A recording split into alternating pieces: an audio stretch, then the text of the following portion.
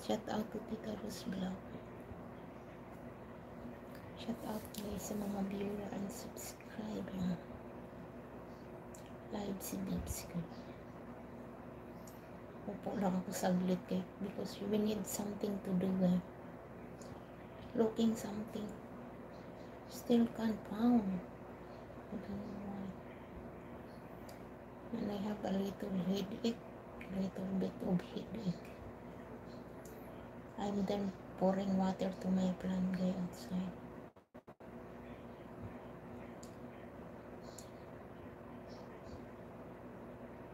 I got little headache over here. I think because over gadget na guy. Na over nas gadget. Because when I wake up, starting YouTube na, and then we stop big time. Imagine mo we spin YouTube look like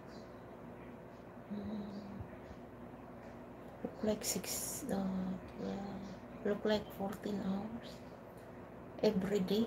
Oh my goodness. I think if we work with that guys in the company 14 hours, I have a lot of money. But hopefully soon, work out in YouTube is work it.